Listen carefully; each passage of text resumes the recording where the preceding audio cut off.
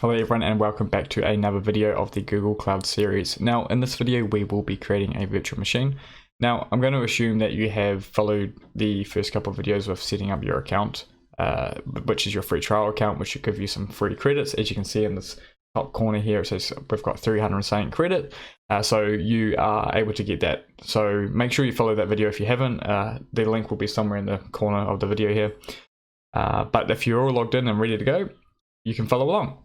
So what we're going to do is click on the little burger menu here, and we can come down into Compute Engine for creating a virtual machine, because that's what we're going to do today. So what you want to do is you can hover over Compute Engine and you can see all the list of options that we can get. So what we really want to look at is the VM instances in the corner here. But as you can see, we can also manage the disk, snapshots, images for our Compute Engines as well as some instance groups, which I'll cover in another video, and just general settings. But for now, what we want to do is go to VM instances and click there. Now, once we're in VM instances, if you haven't enabled the API, it will do that for you. So that's what's happening here. It's enabling the Compute Engine API. So we just have to wait, and that's just a one-off thing. Once your environment has enabled it, your project has enabled it for the first time, sweet. Every time you come back to Compute Engine, you won't have to worry about it. So we'll just let this enable, and once it's enabled, we'll be right back. Okay, cool. So once your your Compute Engine API has been enabled, you'll then see that you're able to hit create. So that's what we're going to be doing. Just click create, and then it's going to load up the settings page for creating our Compute Engine. So as you can see here, there's quite a lot of stuff here, but don't worry, I'll walk you through it all. So first off, what we want to do is create a name. Now it's good practice to not leave it called instance 1 or instance 2. We should give it a good descriptive name.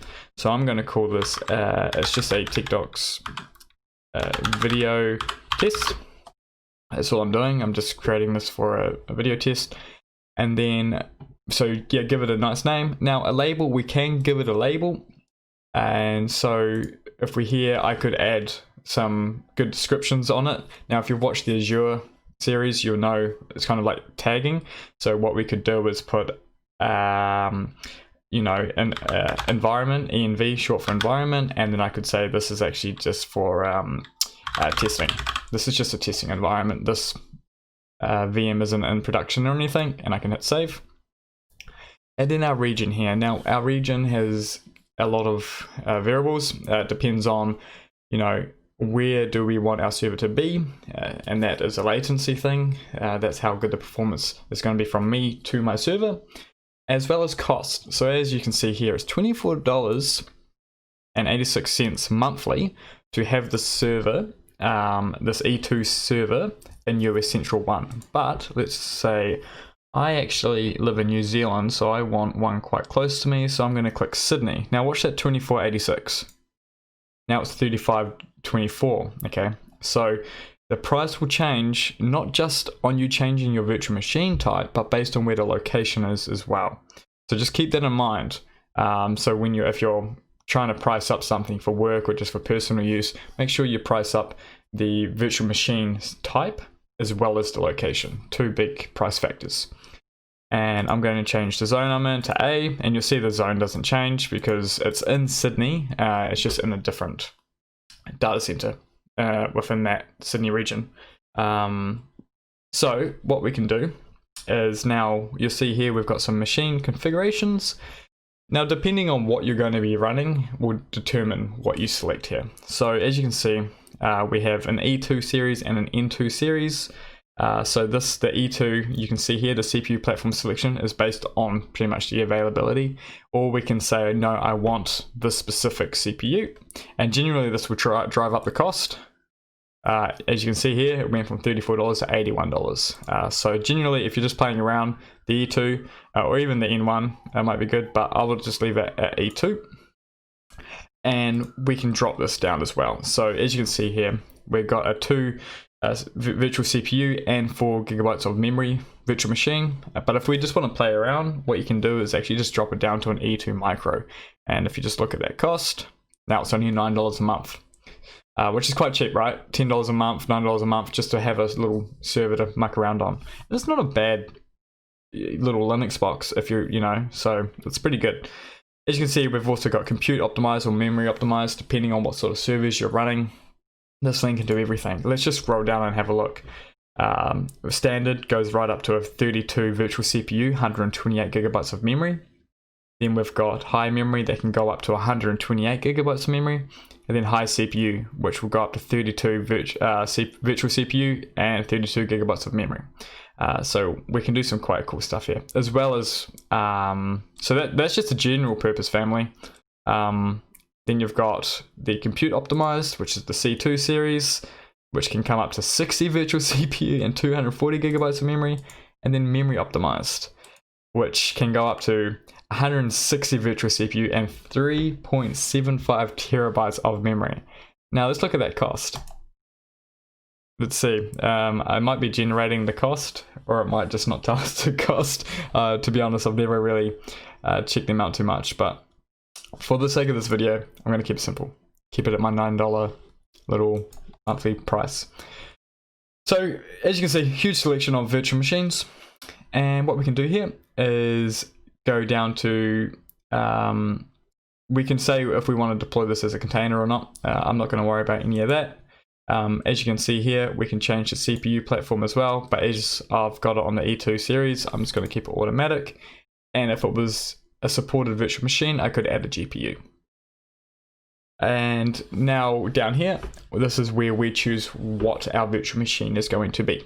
As you can see here, it's going to be Debian, which is a Linux distro, or we can hit change. And we can see here, operating system, we've got CentOS, a container optimized OS, which is, as again, pretty stays in the name. It's good for running containers. We've got deep learning, Fedora, Red Hat, SQL Server, SUSE, Ubuntu, and Windows Server. So there's quite a lot. But for the sake of this, I'm going to run a Ubuntu server.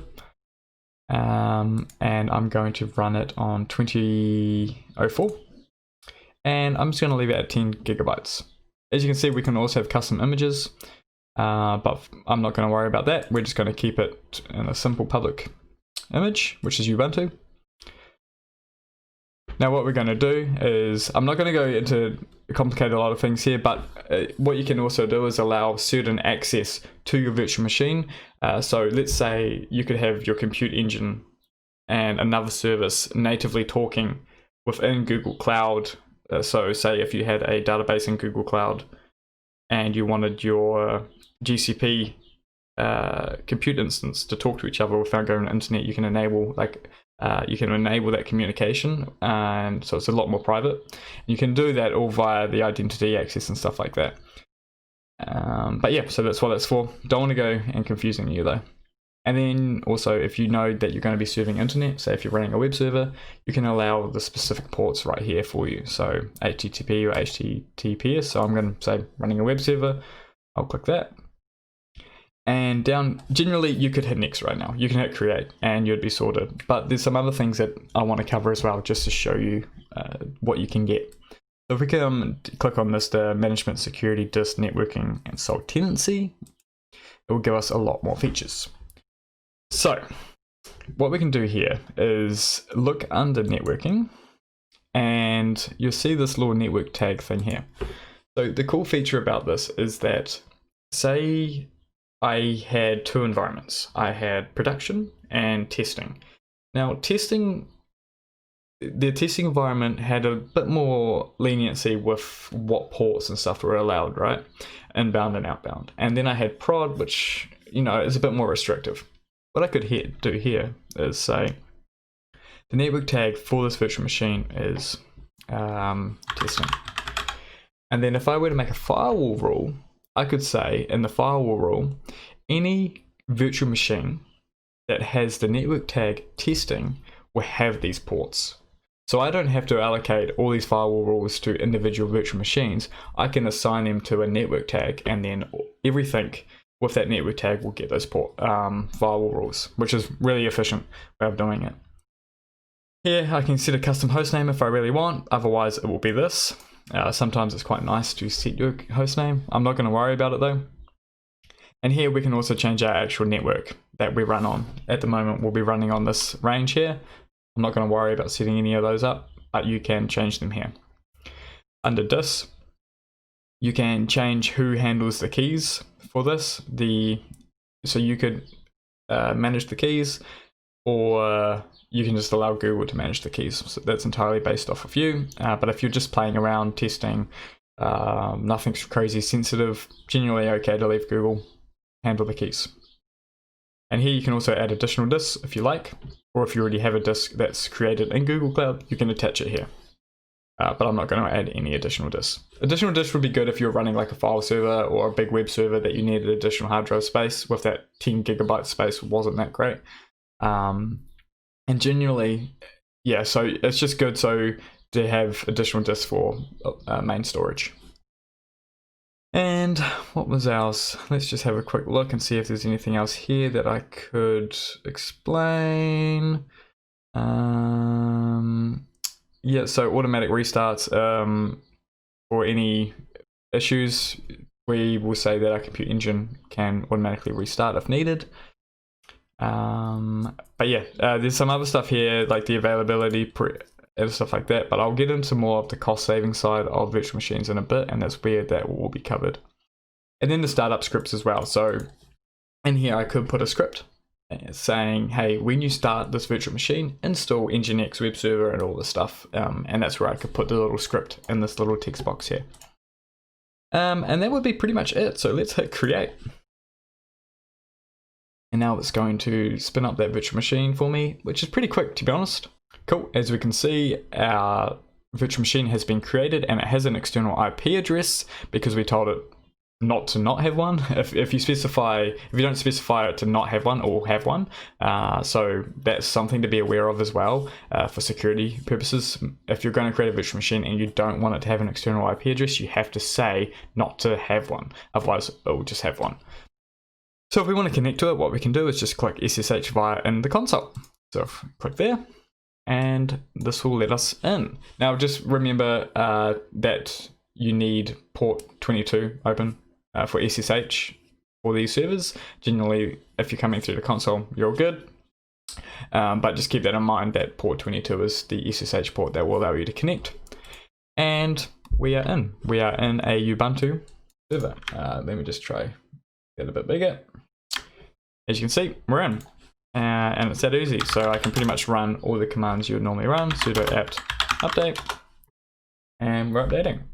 And now I have a little $10 a month virtual machine to play around with and do whatever I want with. Fantastic. And if you've got your free trial credit, that's going to last for a while. So that's how easy it is to create a virtual machine, but you did see the complexities that are involved in what you can do as well, and that I will get into that as well, but for now I just wanted to kind of show you the basics of creating a virtual machine.